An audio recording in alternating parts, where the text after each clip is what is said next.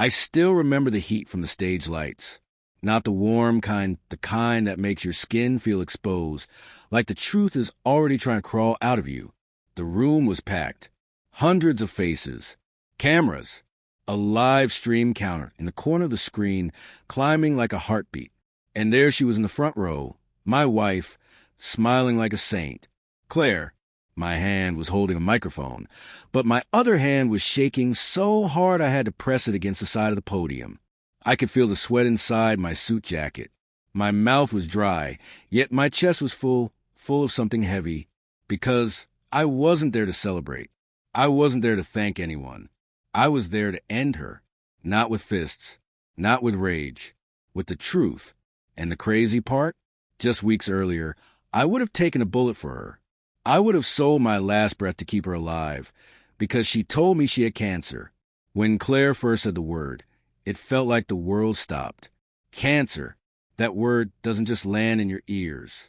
It drops straight into your bones. It steals color from everything. It turns every normal moment into something fragile, like glass. I remember the day she told me. We were in the kitchen. She was wearing that soft gray sweater she always wore when she wanted comfort. Her hands were trembling, and her eyes looked glossy, like she had been holding back tears for hours. "Ethan," she whispered, "I have something to tell you." I set down my coffee. I laughed a little, nervous. "What?" "You're scaring me." She reached into her purse and pulled out an envelope. She didn't hand it to me right away. She just held it like it weighed 1,000 pounds. Then she said it. "I got tested, and it's cancer." My chest tightened like a rope was pulled around it.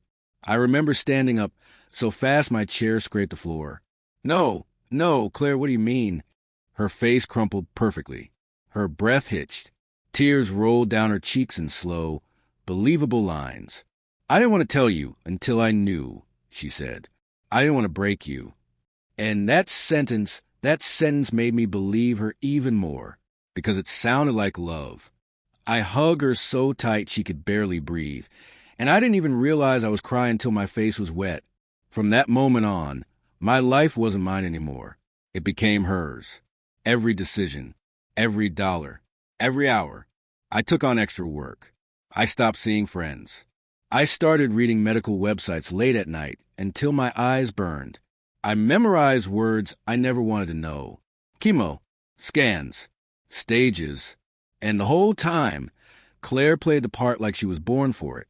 She'd lie in bed with the curtains drawn, looking small and pale.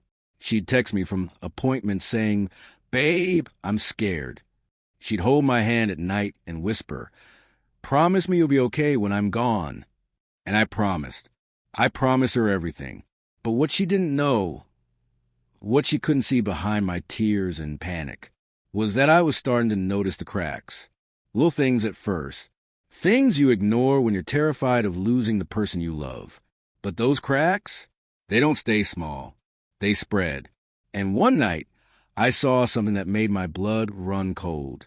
Something that made me whisper to myself, "Who are you?" And that was the night the revenge started forming. Quietly, inside my chest. Because if Claire was lying, then my whole life was built on a lie. And I was about to make sure the world saw it too. After Claire's diagnosis, our home turned into a hospital waiting room. The air felt heavier. The laughter felt wrong. Even the TV sounded too loud. She told me the cancer was aggressive. She didn't say what kind at first. Just enough to keep me scared, but not enough to let me ask too many questions. "It's complicated," she'd say, staring off like she was trying to be brave. "I don't want to talk about it too much." And I respected that, because I thought that's what a good husband does. She said the treatment would cost a lot. She said insurance wouldn't cover everything. She said there were special meds, special therapies, private clinics, options that could improve her chances. So I did what any husband would do. I started paying. At first, it was small. A few hundred here, 1,000 there. Then it turned into withdrawals from savings. Then it turned into loans. Then it turned into me selling things I never thought I'd sell. My old guitar, my watch for my father, even my truck. But the scariest part wasn't the money. It was the way Claire's illness became a story that pulled in everyone around us. Her mother, Diane, started calling me daily. "Ethan, thank you for taking care of my baby," she'd say, voice sweet like sugar. "God is watching." My friends started sending food, gift cards, prayers. Then Claire had an idea. We were sitting on the couch one night. She was curled up under a blanket, looking delicate, like she might break if you touched her too hard. "Ethan," she said softly, "we should do a fundraiser." I blinked. "A fundraiser?" She nodded slowly. "I don't want to, but I don't know what else to do. People keep asking how they can help." My heart cracked open for her. "If it'll help you get treatment," I said, "we'll do it." Claire looked relieved, and for a split second, I thought I saw something else in her eyes. Not fear, not sadness, something sharp. But it was gone so fast. I told myself I imagined it. We created a page online. Claire posted photos of herself in bed. She wrote dramatic updates about fighting for her life. She used words like warrior and battle. And it worked. Money poured in, not just from friends, from strangers too. People who read her story and felt their hearts break. Within weeks, we raised thousands, then tens of thousands. And Claire started changing. Not physically, emotionally. She became addicted to the attention. She'd refresh the donation page like it was social media. She'd smile when a big donation came through. And I kept thinking, maybe this is hope. Maybe it makes her feel less alone. But then the treatment schedule got weird. She'd leave the house for appointments. But she never let me go inside. "You can't come," she'd say. "I don't want you to see me like that." Sometimes she'd come home acting tired, but not sick tired, just regular tired. No hair loss, no weight loss, no real changes. When I'd ask questions, she'd get defensive. "Why are you interrogating me?" she snapped one time. "Do you think I'm lying?" And I felt ashamed for even wondering. "I'm sorry," I whispered. "I'm just scared." She softened instantly. She hugged me. "I know, baby," she said. "I know." And that's how she kept me trapped. Comfort, then guilt. Love, then fear. But the cracks kept growing. One day, I was doing laundry and her phone buzzed on the bed. I wasn't trying to snoop. I swear I wasn't. But the message popped up on the screen like it wanted to be seen. It said, "Same place Friday. Bring the wig." Faced with tears of joy. My stomach dropped. Wig? Claire didn't wear wigs. She had all her hair. I stared at the screen until my eyes hurt. Then the phone buzzed again. Another message. "And don't forget to transfer my cut." That last donation was huge. My hands went cold. My heart didn't just crack. It shattered. Because in that moment, the question I've been afraid to ask finally screamed inside my head. What if my wife isn't dying? What if she's using us? And once that thought enters your mind, you can't unthink it. The next few days felt like I was living in a house with a stranger wearing my wife's face.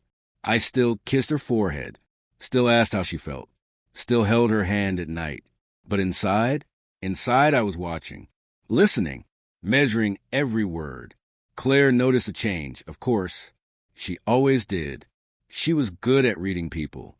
"You've been quiet," she said one morning, sipping tea like everything was normal.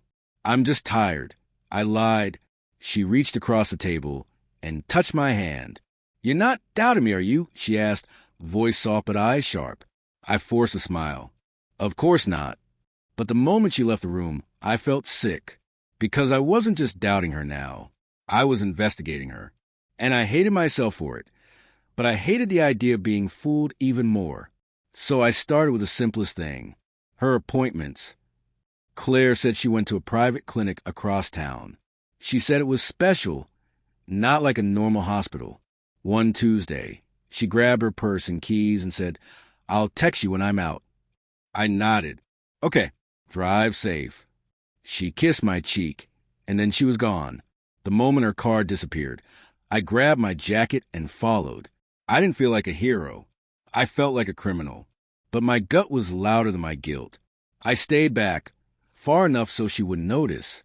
I watched her drive, and I waited for the turn toward the clinic, except she never took it. She went the opposite direction. My pulse started pounding. "Where are you going?" I whispered to myself. She pulled into a parking lot. Not a clinic, a cafe. I parked across the street, hard hammering, hands tight on the wheel. Then I saw her. Claire stepped out like she wasn't sick at all. Her posture was confident, her hair shiny, her face not pale, not weak, and she wasn't alone. A man got out another car. Tall, clean cut, smiling like he already knew her secrets. They hugged, not a quick friend hug, a close hug, intimate. My throat tightened. I felt like my lungs forgot how to work. Then they went inside together, laughing. I sat there frozen, watching my dying wife giggle like she was on a date. I didn't storm in. I didn't confront them. I couldn't, because if I did, she'd twist it. She'd cry. She'd make me the villain. She'd call me paranoid and controlling. No, I needed proof. Real proof. The kind you can't cry your way out of. So I did something I never thought I'd do. I documented everything. I took photos from my car. I recorded short clips when I could. Then I went home before she did, so she wouldn't suspect anything. When Claire came home later, she acted exhausted. "Oh, baby," she groaned, leaning against the wall like she might fall. "Today was brutal." I nodded slowly. "Yeah." She sighed. "The treatments, they're getting harder." I stared at her face, and I realized something terrifying. Claire wasn't just lying. She was performing. Every sigh, every pause, every shaky breath. All of it was a show. That night, while she slept, I opened my laptop and logged into the fundraiser account. I studied the numbers like my life depended on it, because it did. And what I found made my hands start shaking. The donations were being withdrawn almost immediately, not for medical bills, for luxury purchases, spas, hotels, shopping. There were transfers to accounts I didn't recognize. And one name kept appearing in the transactions. Marcus Reed. I stared at it until my eyes burned. Marcus, the man from the cafe. My wife wasn't just faking cancer. She was building a second life with the money we begged from people who believed her. And suddenly, the pain turned into something else. Something colder. Something sharper. Revenge doesn't start as fire. Sometimes it starts as ice. And I could feel it forming inside me, piece by piece. But I still didn't know how deep the lie went. I didn't know how many people were involved. And I didn't know the worst part yet. Because the next thing I discovered, it wasn't just Claire and Marcus. It was bigger. And it was about to destroy everything. A few nights later, Claire left her laptop open on the couch. She went upstairs to shower, humming like she had nothing to hide. I stared at the screen, my stomach tight. I told myself I shouldn't. I told myself this was wrong. Then I remembered the fundraiser page, the messages about my cut, and I clicked. Her inbox was open, dozens of emails. Most were from strangers saying things like, "Stay strong, warrior," and "You're my prayers." But there was another thread, a thread labeled, "Treatment Documents." My hands hovered over the mouse. My heart pounded so loud it felt like the whole house could hear it. I clicked. PDF files popped up with official-looking logos and fancy formatting. Scan reports, diagnosis letters, doctor signatures. At first glance, it looked real, but something was off. The wording was strange. The dates didn't match her story. And the doctor's name, Dr. Alan Whitaker. Claire always said her doctor was Drive W. She never let me meet him, never let me come inside. Now I understood why. I copied the name into a search bar. Nothing. No hospital listing.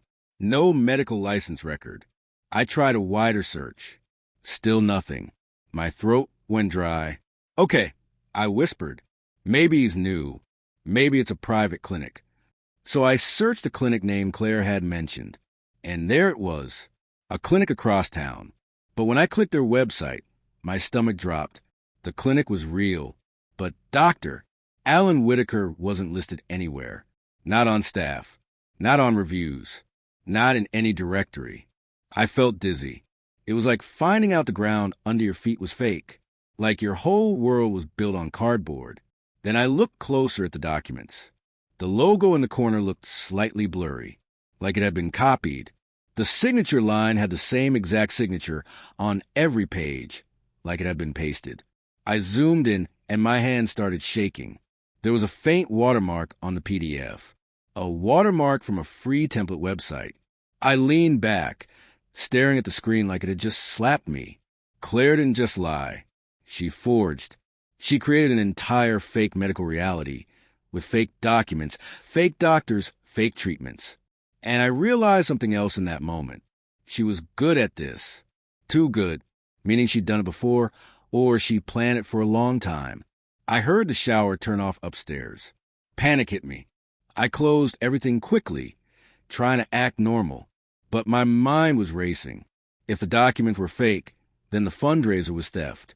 And if she was transferring money to Marcus, then Marcus wasn't just a side guy. He was a partner, a co-conspirator. That night, Claire climbed into bed and curled against my chest like she always did. "Thank you for being strong for me," she whispered. I stared at the ceiling in the dark, feeling her warm breath on my skin. And I thought, you are sleeping next to someone who can look you in the eyes and still lie perfectly. I didn't sleep. I spent the whole night planning. The next morning, I called my friend Jason. Jason was a lawyer, not the flashy kind, the quiet kind, the kind who listens before he speaks. When he answered, I didn't even say hello. "I need your help," I said. There was a pause. "Ethan, what's going on?" I swallowed hard. "Claire's cancer. I think it's fake." Silence. Then, softly, "Are you sure?" "No," I said honestly. "But I'm close. And if I'm right, there's a lot of money involved." Jason exhaled. "Okay, then you need evidence. Not feelings. Evidence." "I know," I whispered. "That's why I'm calling." Jason told me something that changed everything. If she's running a scam, he said, you don't expose her privately. She'll run or she'll twist it. You expose her in a way she can't escape. I stared at the wall. In a way she can't escape. Then I remembered something. A big charity event was coming up in our city. A fundraiser gala. A stage. A live stream. Claire had been asked to speak as a survivor story. She had been excited about it. She'd practiced her speech in front of the mirror. She wanted the spotlight. She wanted the applause. And suddenly, I knew exactly where the story would end. Not in our bedroom. Not in a private argument. But on a stage, with the whole world watching. And Claire, she had no idea she was walking toward her own trap. I didn't want revenge at first. I wanted peace.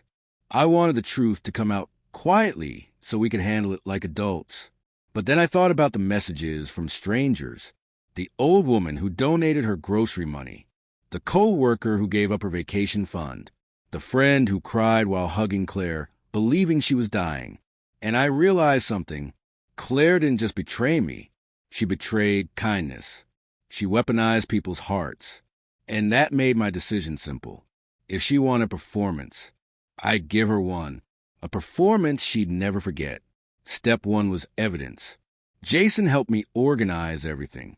The fundraiser withdrawals, the luxury purchases, the transfers to Marcus Reed, the fake PDFs, the missing doctor, the photos of her meeting Marcus at the cafe. But we needed more. We needed a direct link between Claire and the scam. So I played the role she expected. The loyal husband, the worried man, the emotional supporter. I let her talk. I let her lie, and I recorded it. One evening, I sat beside her and said, "I'm scared, Claire. Are we going to be okay?" She squeezed my hand, eyes glossy. "We will. I just need the next treatment. The doctor said it's urgent." I nodded like I believed her. "How much is it?" She looked away. 10,000. I exhaled slowly, acting stressed. "We don't have that." She put a hand to her chest like she was in pain. "Then we'll have to ask people again. I hate it, Ethan, but I don't want to leave you." That sentence, that exact sentence, it became the rope she hung herself with, because it was recorded clear as day. Another piece of the trap. Then we investigated Marcus. Jason pulled public records and found something interesting. Marcus Reed wasn't just some guy. He had a history. Not huge headlines, but enough to show a pattern. Small scams, fake business deals, cash jobs that vanished. And there was more. Marcus had been dating someone else before Claire, a woman named Natalie. Jason found her contact online and reached out carefully.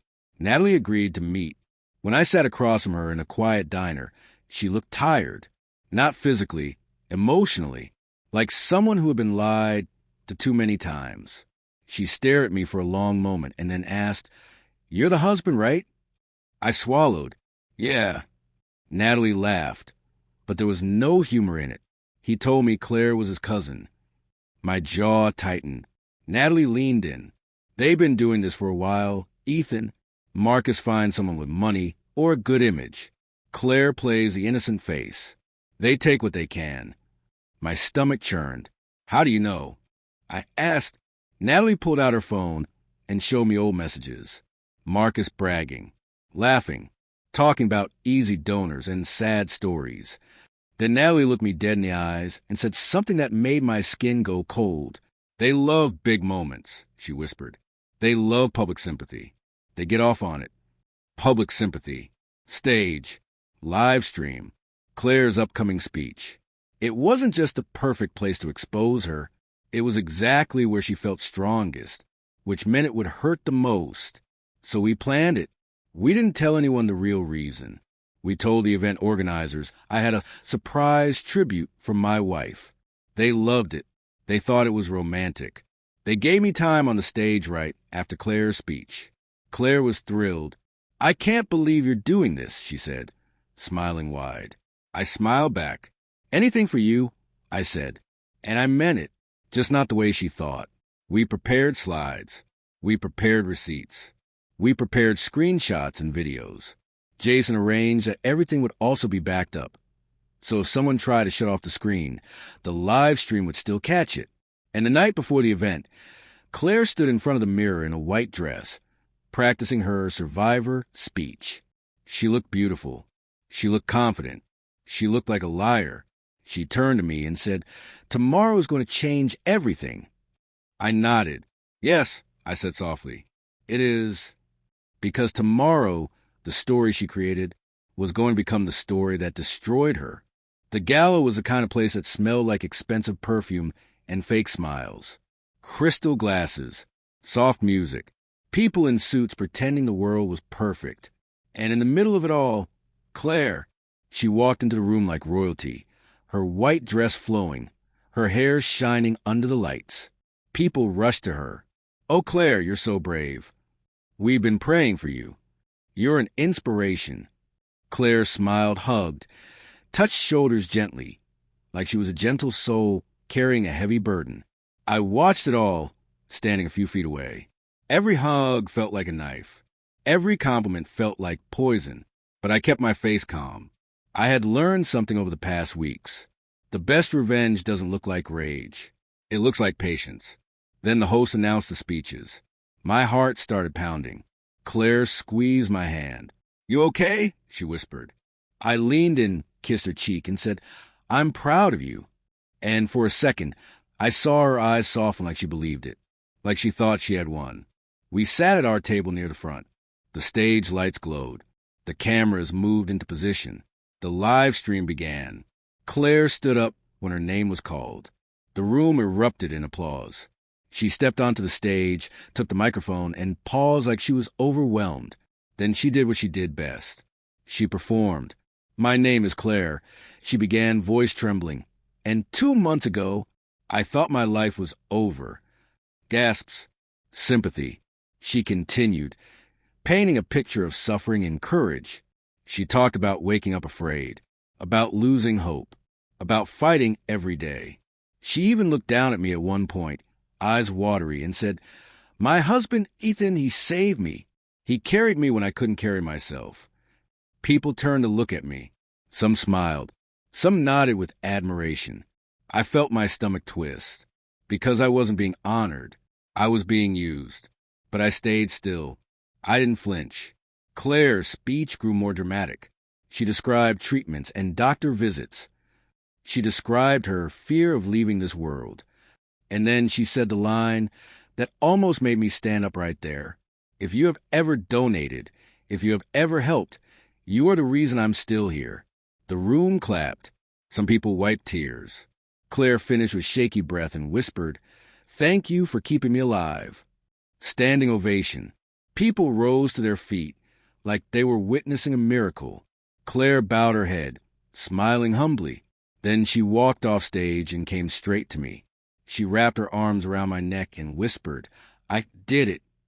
I held her gently and whispered back, "Yes, you did." My turn was next. The host smiled into the microphone. "And now," he said, "Claire's husband Ethan would like to share something special tonight." Applause again. I stood up slowly, feeling every heartbeat in my throat. Claire looked at me with excitement, like she expected flowers and poetry. She expected tears of love. She had no idea what was coming. I walked onto the stage and took the microphone. For a moment, I said nothing. The silence was heavy. Everyone waited. I looked into the crowd. So many faces. So many kind people who had been fooled. Then I looked at Claire. She smiled brightly, eyes shining. And I asked the first question, softly, calmly, into the microphone.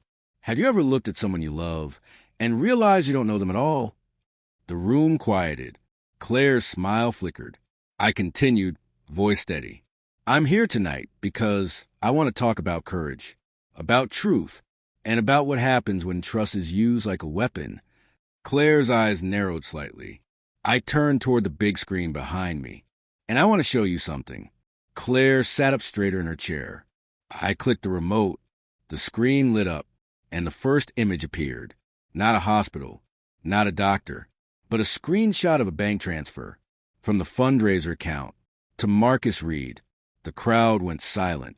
I heard someone whisper, "What is that?" Claire's face went pale. She opened her mouth slightly, like her brain couldn't process what she was seeing. I leaned into the microphone. "This," I said, "is where your donations went." And that's when I saw it.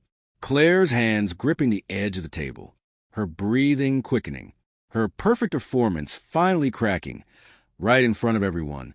But I wasn't done. Not even. Claire stood up so fast her chair scraped the floor. She looked around, confused, shocked, like she wanted someone to stop the movie that was playing behind me. "Ethan," she started, voice shaky.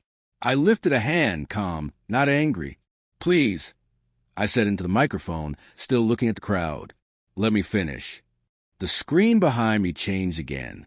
Another transfer, another purchase, a luxury hotel charge, a spa payment, designer store receipts, all paid with the money people donated because they believed Claire was fighting for her life. The crowd wasn't clapping anymore. They weren't even breathing. You could feel the room freezing. Claire's mouth opened and closed like a fish out of water. Then she finally found her voice. This is a misunderstanding," she said, turning toward the audience with wide eyes. I can explain." I nodded slowly. "Okay, let's explain it together." I clicked again. The screen changed. A photo of Claire at the cafe, laughing, hugging Marcus, holding his hand. The crowd reacted instantly. A loud gasp. Someone whispered, "Oh my God!" Claire's face snapped toward the screen. "No," she whispered. I looked at her for the first time and spoke directly to her, voice quiet but sharp. "Claire, do you want to tell them who Marcus is?" She shook her head quickly. He's just a friend. He helps with..." "With what?" I asked. "With your fake cancer?" The room erupted in murmurs. Claire's eyes filled with tears. She grabbed the microphone from the table near her like she thought she could take control again. She rushed toward the stage. "Stop," she cried. "Ethan, stop. You're doing this because you're stressed. You're confused." I didn't raise my voice. I didn't insult her. I didn't threaten. I just clicked again. The next slide was a screenshot of the fake medical documents. I zoomed in on the watermark. Then I zoomed in on the doctor's name. Dr. Alan Whitaker. I turned to crowd. "I searched for this doctor," I said, He doesn't exist. There's no record, no license, no staff listing, nothing. Claire's knees looked weak. She grabbed the edge of the stage like she might fall. And then came the final blow. The audio.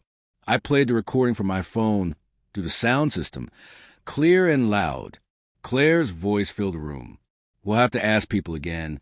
I hate it, but I don't want to leave you. Her own words, her own lie.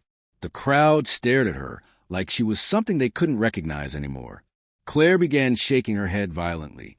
No, that's edited. I looked at her, steady. It's not edited, I said, and you know it.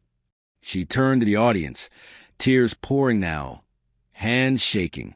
You don't understand, she cried. I was scared. I didn't mean for it to get this big. And for a second, I wondered if she might actually believe her own excuses. That's how deep her acting went. But then Marcus stood up from the back of the room. Yes, he was there. I had made sure he would be. He had come to watch her shine, to watch her collect sympathy. He didn't expect to watch her fall. He tried to move toward the exit, but 2 security guards stepped into his path.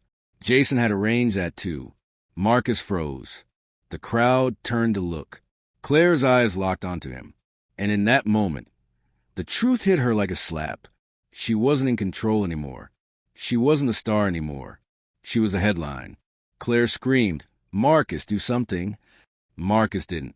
He just stood there, caught like a rat under a kitchen light. Claire turned back toward me, rage replacing tears for the first time. You planned this, she hissed. I nodded. Yes, I said quietly, because you planned yours first.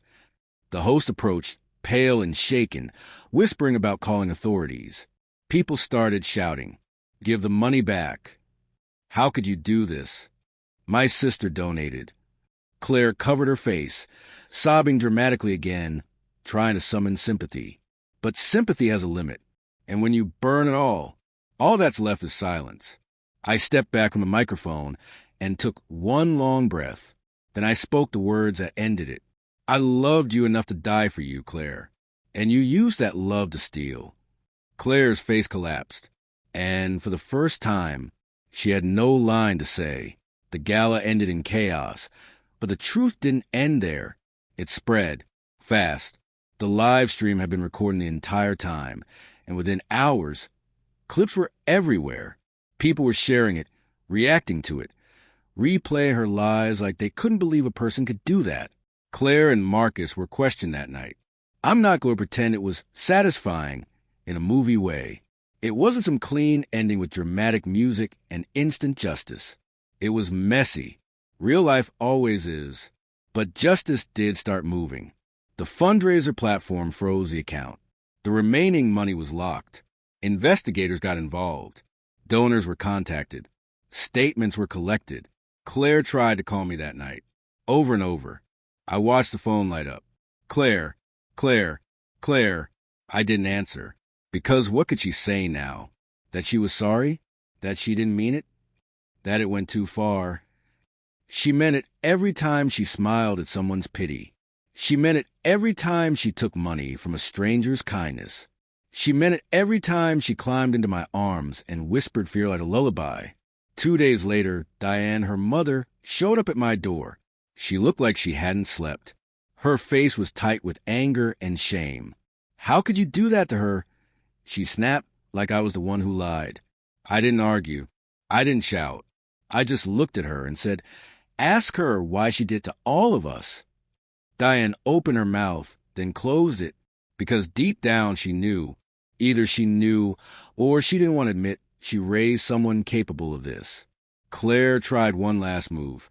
She posted an emotional video online, crying, saying she had made mistakes, saying she was mentally overwhelmed, saying she needed help. And maybe she did need help. But needing help doesn't erase harm. Needing help doesn't return stolen trust. Needing help doesn't undo what she did to people who believed her. I filed for divorce. That word felt strange in my mouth at first. Divorce. It sounded like failure. But it wasn't failure. It was freedom. The hardest part wasn't the paperwork. It was the quiet moments. The moments when I'd walk past the kitchen and remember her saying, "I have cancer." The moments when I'd see her sweater hanging in the closet and feel my chest ache. Because betrayal doesn't just make you angry. It makes you question your own reality. It makes you ask, was any of it real? Weeks later, a woman messaged me, a stranger. She said her father had actually died from cancer. She said she donated because she saw Claire as hope. She wrote, "I cried for your wife. I prayed for her. Thank you for exposing her. I needed to know people like her don't get to win."